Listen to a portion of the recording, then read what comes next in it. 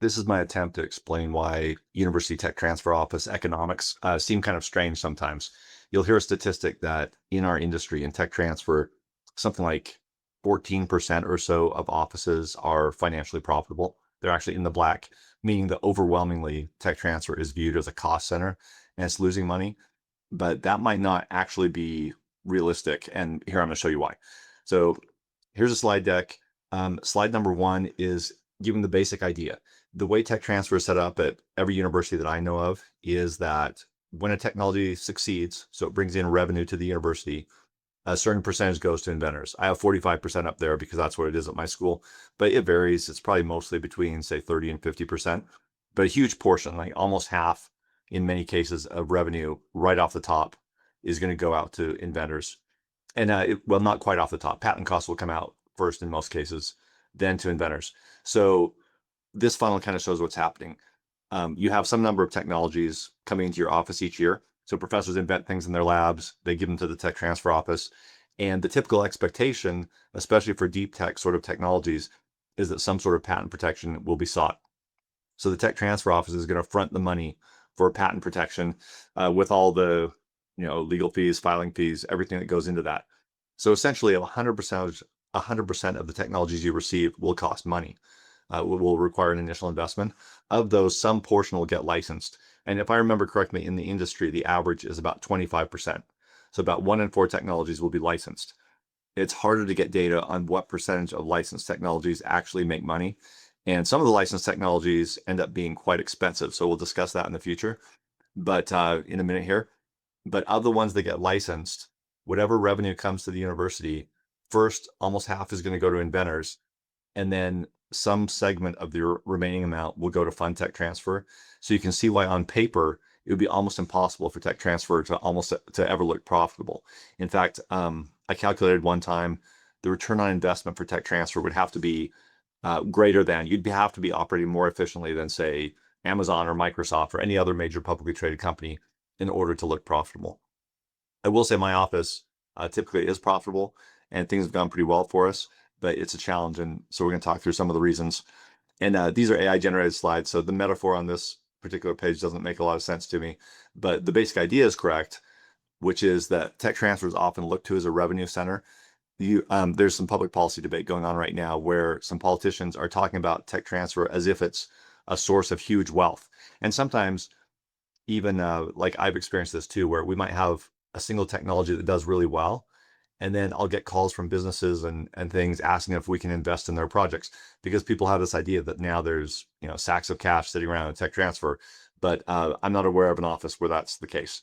There are offices that have grown big because they had a big technology hit or two early on. And so they got a bunch of money out of it, but mostly that's not the case. So the concepts here are the costs are broad. Every technology costs money. Revenue's narrow. Only a small percentage generate revenue. And then there are all kinds of things that are done with the money other than operating the office. All right, this breaks it down just a little bit further by noting that if we have 100 technologies and 25 are licensed, it's a fraction of that generate revenue. So you might have 1 to 2 meaningful winners out of 100 technologies. I think that's probably about right. That's probably a good ratio. One thing this slide doesn't capture is that of the ones that are licensed, most universities license technologies. My office tends to do outright sales, but in most offices, you're doing licenses. So the university still holds the intellectual property and then just licenses it out to a business. So it's like renting out your intellectual property. And in those cases, typically the university is going to front the cost of patenting, and then you rely on the licensee to reimburse that money. So just because a technology has been licensed, it doesn't mean the patent bleed has stopped. In fact, a licensee might be aggressive in patenting and want lots of protection, and then ultimately be unable to pay it back. So even some of these licensed ones are really expensive and part of the loss. You're relying heavily on the 1 or 2 meaningful winners out of the 100, and they have to succeed so big that they pay for the patenting of all the 100. So let's think through what the numbers would be. Say it costs conservatively, we'll say $25,000 to get a patent issued. So if you have 100 technologies and you fully patent those, now we're talking about $2.5 million. And of those, you're going to have 1 or 2 meaningful winners. Let's say there's 2. So that means each of those has to generate to the university $1.25 million. But the university is typically only receiving maybe some equity buyout on exit or a royalty. If you're relying on a royalty for that, your royalty might be 5%. So for a company to pay you $1 million, they will have had to generate $20 million. So once you go through the numbers like that, you see that this scenario is not great. Like one or two meaningful winners probably won't pay for the whole thing, especially after you split the revenue with inventors and other people in the university. And you might think, well, venture capitalists operate this way. They might invest in 25 companies with only two winners. That would be not a great result, but that's possible for a VC. But you can see that the university is back a step from that. We have all these technologies to protect before we get to those licenses. So the economics are like inherently worse than for VC. And then also when the money comes in the door, again, we have to split it with inventors. And by the way, I'm not against that. I think inventors should be rewarded and incentivized for creating useful things. It just makes the economics within a tech transfer office a little strange. Okay, this slide is just pointing out that there are all kinds of costs. So I'm focusing on patent filing. For most universities, that's the one to focus on. Most universities will have horror stories of some portfolio where they invested a lot of money, hundreds of thousands or even millions, and never got a return. So patent filing is huge, and prosecution is part of that. There's also maintenance. Tech transfer offices sometimes have 15-year-old patents, so there's only 5 years of life left on them, but you're still paying maintenance fees to keep them alive potentially. Maybe you shouldn't, but offices do. And there's going to be a little bureaucratic bias in any tech transfer office to protect intellectual property. You don't want to be the office that didn't continue with a patent for a professor. Professors generally won't like that. And so there's a bias towards wasteful spending in patenting inherently. That's just like a bureaucratic incentive. It's no one's fault necessarily. Well, the fault is the design of the system, actually. But then let's see, other expenses include staff time, systems. A lot of offices, we do this less than we used to, but a lot of offices invest in expensive databases and things like that. And then opportunity cost, you're constantly trying to determine, like, if I have hundreds of technologies, where should I put my attention? What matters most or is more likely to succeed? And then, bottom line is, let's look at this the opposite end. Like, say you have a successful company and money comes in the door, what happens? So you get your royalty, which again is a small fraction of what the company's making. Of that, you're going to reimburse patent costs first. It's out of order on this slide. You would typically do patent recovery first, and then you would give the inventors their share. Here it's 45%, but something in that ballpark. And then, depending on the intellectual property policy of the university, some portion is going to go to a college. And then at the end, there's going to be a little bit left over for tech transfer, probably something on the order of 25% of the revenue. And so your winners have to win really big if you're not going to look like a loser on paper. Let's see. This slide is kind of reiterating that. There's there's just all kinds of expenses coming out. Okay, all right, this is a good point too. Timing makes the economics even stranger. It's really what's wrong with traditional tech transfer financially is that all the cost is borne upfront on the speculative upside. So I often think of our deals modeling them like options. And the way traditional tech transfer is set up, you're absorbing costs on the upside. So there's a certain, on the front end, rather, so there's a certain downside to the project. And the future upside is very speculative, very uneven. So you're paying for the patent filing, prosecution, and so on. And then maybe there will be a license, maybe there will be royalties, etc. This slide I don't 100% agree with.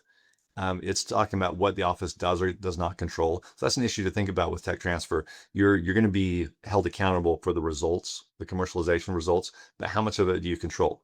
So one thing that an office can influence is speed, and that's one of the biggest missed opportunities in tech transfer. I think it's a key value for our industry. If you want to be successful, if you want to minimize these expenses that we're talking about, get technologies to market really fast. That's kind of the obvious solution. Then you can influence licensing terms, streamline those transactions. Patent strategy, probably be conservative on patenting. Like we would very rarely file anything international if we don't have an actual licensee. For example, marketing effort, that's another missed opportunity. I think optimally for tech transfer, you would want to take some of the patent costs and reallocate them to marketing. Maybe that would increase your percentage of licensing and maybe you'd have more positive outliers that way. Then various kinds of startup support. Okay, what I disagree with here is it says the office can't necessarily control market timing. Well, that's true. Inventor engagement, you can kind of work with inventors or figure out who's easiest to engage with. Product readiness, this is the big one that's wrong on here. The office can control product readiness in most cases. And I'll talk about this in another episode, but The way you do that is through prototyping. Your office can make technologies more ready for the market, and you ought to. Okay, regulatory path kind of is what it is, and customer demand, you just, go after technologies with good demand. All right. So final slide is suggesting a better model. Basically, the practical implications are pretty straightforward. If universities are not going to change the way that money is distributed, then these are the takeaways. What we need to do: have faster or have fewer speculative patents. Just reduce patenting. Try to redirect some of that money to marketing if at all possible. Patenting is important. I'm not saying otherwise, but you can't afford to invest heavily in something that's never going to make it to the market. And another problem that's not covered here is when universities do invest in patenting, it's it's really weird because you're guessing what a future product will be. You don't have a product yet. You have a technology, and so that's very strange. When we sell a technology outright, then the company that's actually commercializing it and creating the product is going to control patenting. That's way better because they'll have the information they need to do that. All right, faster default licensing. I don't know what it means by default, but yeah, you got to do licensing as fast as possible. Don't waste time there. Startup first experiments, definitely experiment. Student builders, involve students. And I don't know what it means by separate accounting. I guess what it's saying is you can have internal statements to show the actual financial effect of your work that is separate from how the distribution pans out. But anyway, lots of things we should work on. But that kind of gives you an idea of why the numbers, the actual revenue numbers coming out of tech transfer sometimes look so strange. And you have to bear in mind, in a university, most departments are cost centers. There are going to be relatively few departments on campus that are actually generating revenue. So the fact that any tech transfer offices pay for themselves is good, but we should make some kind of structural changes to try to make so we can all be profitable.